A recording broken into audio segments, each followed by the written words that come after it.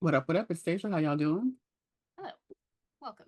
If you've never been here before, we are a pop culture and real life show. So we're here multiple times a week. If that's something you're interested in, go ahead and like and subscribe in advance.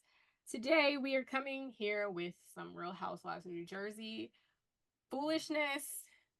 Let's get into it. We did a halfway episode, I think. So we're catching up from the halfway point through the end and through the finale and the talk back and all of that stuff. So we're going to cover it the same exact way we covered it before, which is by the factions. So the back half of the season was a little bit uneventful, but also like that A lot last of it. couple of episodes was kind of like, girl, what? Like I was very stressed out. The last couple of episodes made me I did not enjoy them. I don't like a lot of like high stakes drama. I like low stakes drama. And this just feels very heavy on the drama. So where would you like to begin? With whom shall we begin? Which faction? I honestly take us back to Rails, where they led us where they left us essentially at the end of this season. Yeah, so let's We oh go Who do ahead. we see come into Rails first? Dolo?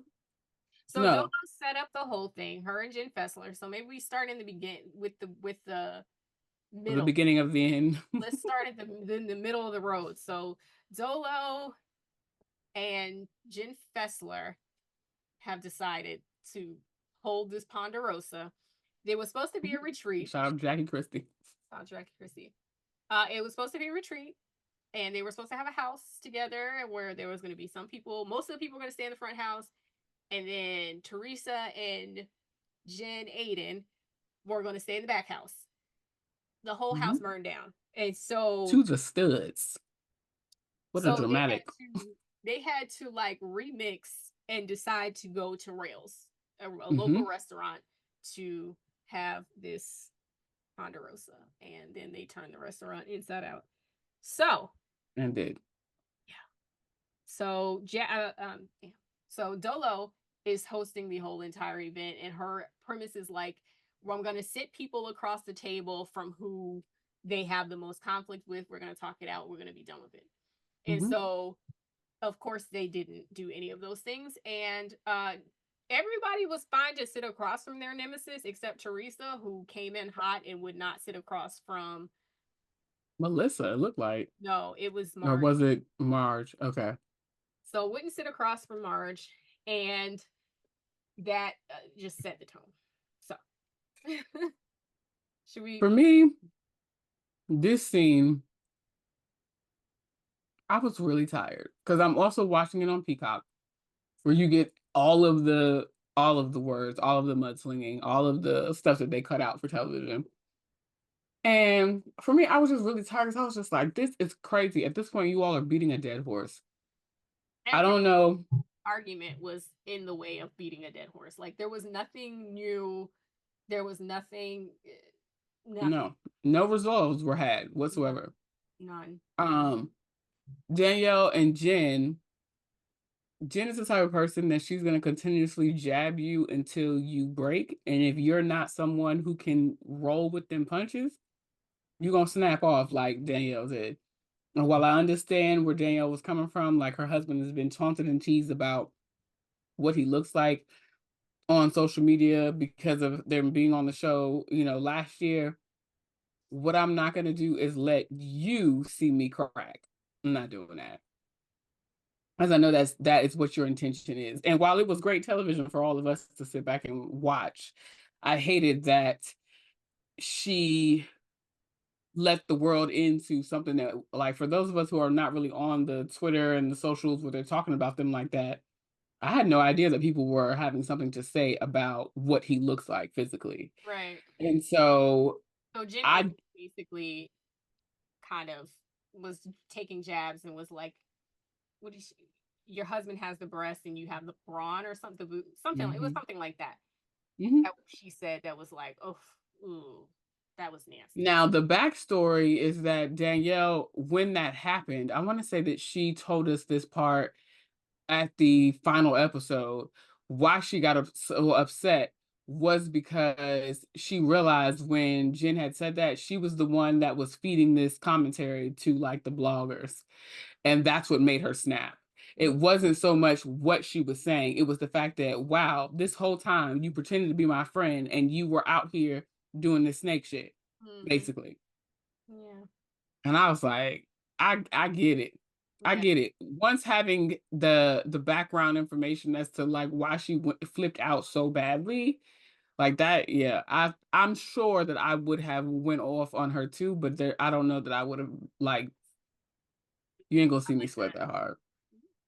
I'm gonna give it to you, but you ain't gonna see me sweat that hard. Um. Yeah. Mm. Also, I thought was interesting before the rails dinner, like leading up to it, how Teresa is absolutely not willing to take sides. She demands this loyalty from people and then doesn't want to take sides when it comes to her between Danielle and Jenn. I was just like, yeah, I don't know about that. Like you love a side. You love a side. Facts. And But so were she and Dan not Daniel, were she and Jen always close? Because I this is the first season that I'm watching with Jen on it. Teresa and Jenn Mm-hmm. from the beginning. Okay. From the beginning. Okay. That I mean, but I mean, still don't make no sense to your point. But okay. And then going back to Dolo a little bit, she's kind of like yelling at at Jen Ayden, kind of like, do not talk to Teresa that way. But I felt like Jen Ayden's point was valid. It's like she's letting Danielle talk to me any kind of way, and she expects that I'm gonna ride for her. So why isn't she riding for me? I mean, To at when you least right, you right. like, okay, Danielle, that wasn't nice. Like, all right, I think it's time for you to go. You know, something. She didn't do nothing. She just was like, whatever. You're talking about at the The podcast podcast. thing. Yeah. Yeah. So So yeah. All right. Teresa just needs to well not Teresa. Jen can go. She should have never been on this long. Granted, even if she is good television, Jen Ayden? she's very annoying. Yes. Good television in the sense that she would what with what happened between her and Danielle. Like she knows how to create a scene and to make basically create a scene that the other people that are involved in said scene don't know that she's creating a scene out of you. She Because that also was a textbook case of that. she also did like mush Danielle at Teresa's party. So I think that's what kind of started all of this. Mm-hmm. We talked about that. However, I do Danielle should have absolutely clocked her, yeah. and I'm glad she did. I wish she could have clocked her again when they was at rails in that finale.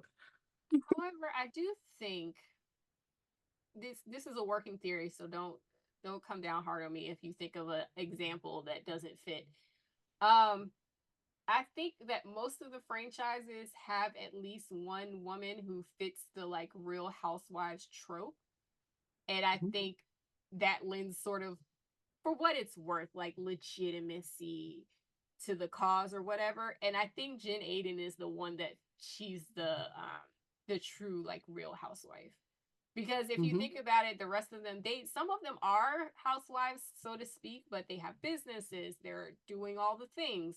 She's like she's like All a she got is reality TV, she's and she like a probably not about to have that. and like okay, Heather Dubrow like okay, she does stuff, but it's kind of like the main thing that she does is make Terry look good. You know what I mean? Fancy pants Fancy well, and make them a shit ton of money by designing beautiful homes. So and selling them bitches eventually. yeah. So She's anyways, pretty good at that. Mm-hmm. excellent at it. All right, moving on. Who do we have next? The bombshell that was Jackie, Teresa, and Marge. Because that was crazy. When Marge said that Jackie was the one that was talking to homegirl from the jump and that she had met with her and had her in her house and whatever the case may be. And Jackie was like, "You're lying, you're lying, you're lying." And then like not even 10 minutes went by. She was like, "Okay, so yeah, that's true. I did actually sit down and have a conversation with her.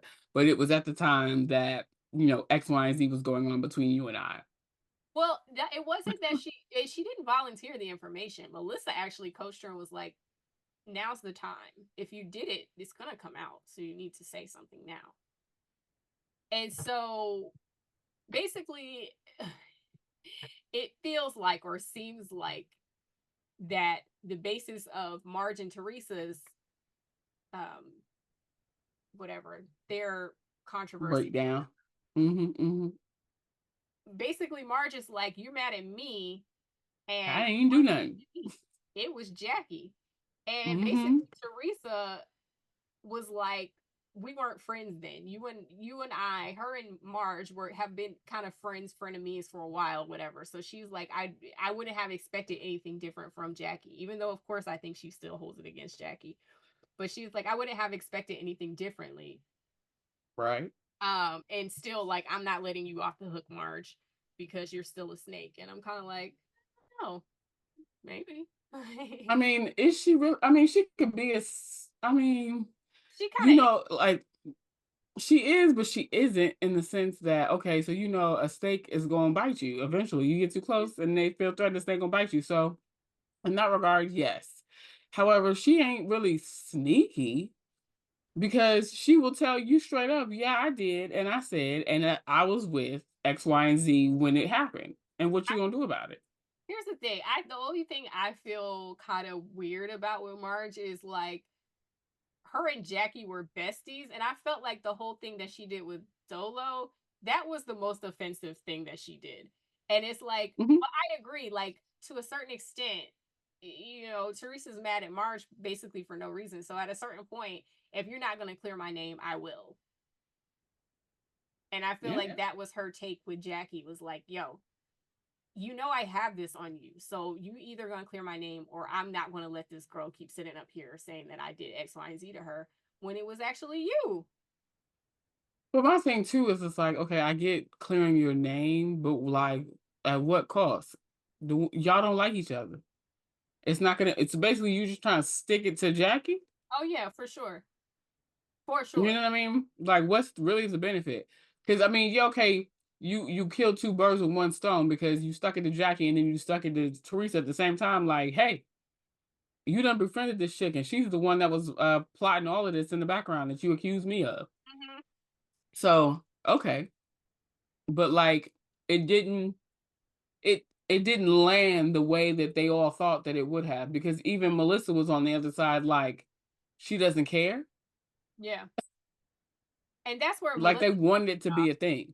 they wanted it to be a thing. And my thing with Melissa was like, and I think I said this in the previous one, it's like, you are doing your best to seem so unbothered, but at the previous dinner that they all had Very together, bothered. she was very bothered and used that as an opportunity to say some slick shit toward Teresa that Teresa, I don't believe, acknowledged the first time. But at this Hmm. dinner, she used that as an opportunity to be like, "You don't care. You care about sprinkle. You still care about sprinkle cookies. Blah blah blah." And I'm like, like, Sprinkle Cookies was like damn near a decade ago. over probably. Those kids are grown, and she was carrying somebody on her hip at the time. So listen, long, long time. So it seemed like she just took it as an opportunity to like, she was in Teresa's face and it pissed her off that she was there, and she just used it as an opportunity to get rah-rah, and Teresa got rah-rah back with her finally. um Hmm. and now she, Melissa's been doing all her rounds to basically say like, I'm so glad to be done with my sister-in-law. I'm not, I, we don't have any relationship with Joe's family, and I plan to keep it that way, But basically. it ain't no Joe's family. It's just her.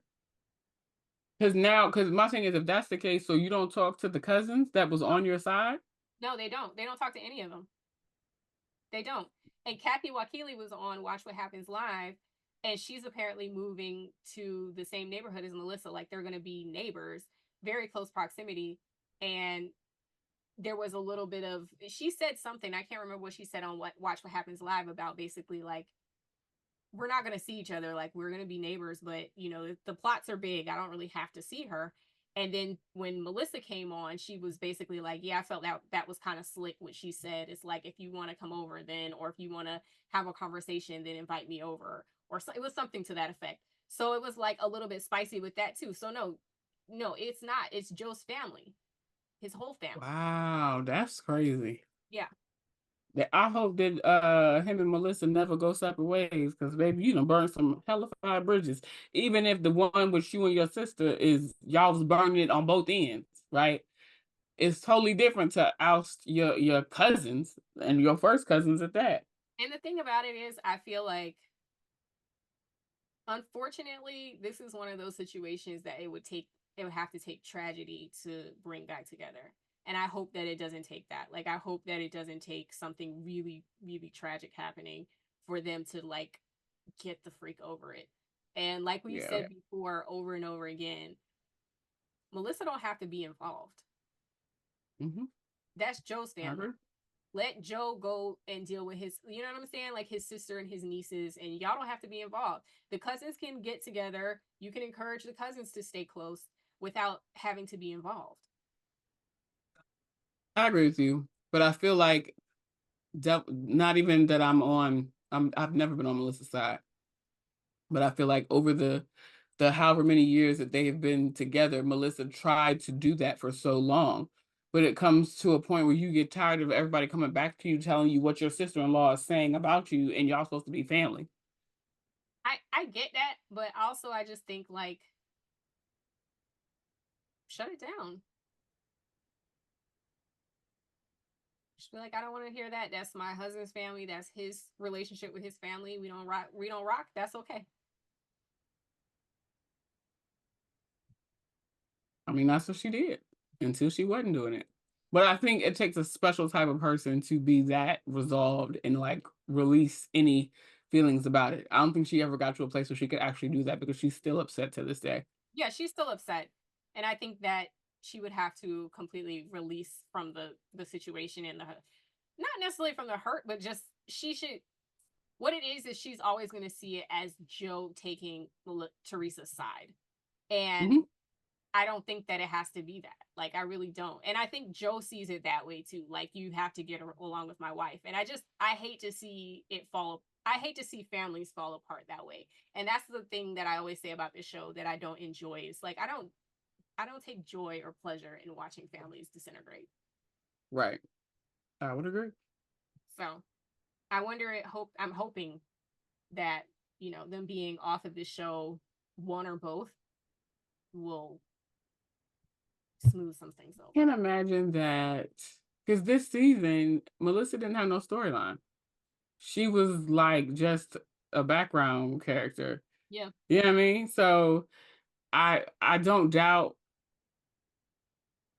because of all the drama that Teresa allegedly created with talking to bloggers and having too much loose lips around things that have happened that we haven't seen on camera yet. I don't doubt that the networks probably want to sit her out and punish her for a year, but I still feel like they enjoy having her as good TV. So I don't know that they're gonna rewrite around her and like write her out of the show altogether. I feel like Melissa is as good as gone. Yeah. I But don't like, I don't know. I kind just of like how they slap Kenya on the wrist and like she's being sat down for a while. I almost feel like this it is the same thing with or could be the same thing with Teresa if they do that, like put the show on like a 2-year hiatus or just a pause in general to figure out where they want to go with the casting. Because like before, you said they could do a show around Danielle and other people. I don't know about the other girl that looks like the Whoville girl, hmm, Cindy Lou Who, with dark hair. That's what she looks like. Fuda Rachel. Cutesy. No, Yeah. Rachel? Yeah, Rachel. Yeah, that's her name. Um, so yeah, I don't know what they're gonna do, and it doesn't seem like Andy's real clear on it either. He's been talking about it a little bit, and basically like, yeah, we know we need a refresh in Jersey, and not sure what's gonna happen when everybody has gone on Watch What Happens Live. They're kind of like, I accept whatever you decide. Everybody's kind of like, even Melissa, I think she in a podcast was kind of like, I don't really know what the future holds. I don't know if I'll be on next season, so we'll see. And I think that's sort of been everybody's stance as they come through the clubhouse. I hope that all these gargantuan lavish homes, I hope that they have other things afloat to maintain said houses. Yeah, I don't think Housewives pays that well anymore. Mhm. Well, for the OGs, yeah, but not the newbies. That's True, probably why they trying to fire them hoes. Get rid of them. true. All right. Who have we missed? Rachel had beef with who? Teresa, and it was irrelevant. Did nobody care? And then Jen Fessler left the daggone dinner. I'm Jenn Fessler, honestly, because y'all getting on my nerves. Okay? I'm tired of it, and y'all getting on my nerves. Y'all lunging at each other and shit. I'm not finna be breaking up no fights. I don't want to do this anymore. I'm out of here. She was like, "This is crazy, and I am not a part of this circus," and just left. and left. I loved it. Um, the Rachel don't care. She had beef with Teresa and whatever, and wanted her to stop saying her husband's name. Girl, whatever. Don't nobody care. You don't have a storyline either. The standoff between Teresa and Melissa with the her calling her a whore and the FUs going back and forth, and then they just stood there looking at each other with their head cocked to the side. It was crazy. And Melissa saying something about her being in a trailer park, and she was like, or trailer park trash or something like that. Oh no, she called No, her white trash. white trash. And it was like, girl, you married to her brother. Hello, that's what I'm saying. So therefore, you calling your husband and now you're by proxy your kids white trash? Let's say it. Like, So, girl, what are you saying? You procreated with that. um, so that was pretty much that. I there was no resolve, and basically from what Andy was saying on all the interviews and also just on Watch What Happens Live, everybody was like, "Do you think that we needed a reunion?" And everybody was kind of like, "Yeah, we wanted one," but it was like, "Did you need one?" Because it's very clear to me that you people weren't planning to behave well. The only thing I Hmm. did miss about a reunion is like being able to ask some of the questions from the season. So like, Hmm. the receipts or whatever. But I mean, he asked those questions on Watch What Happens Live, but there wasn't that back and forth between the person who did it versus the person who, you know what I mean? Hmm. To I be get able it. to have those conversations back and forth. But overall, I thought the season was kind of a disaster, and I didn't enjoy it. Like I wasn't like, ooh, mess. It was very much like, ooh, Mess. ooh, don't like don't like this at all. Yeah, it was not. I don't feel like they needed a reunion, and I say that because watching them have that last sit down and the lack of communication, like even with the Teresa and Melissa just standing there calling each other all types of hoes and bitches and whatever else have you, and then just with the standing there and staring at one another. If they had done that in ball gowns at a reunion, like that's not interesting to watch.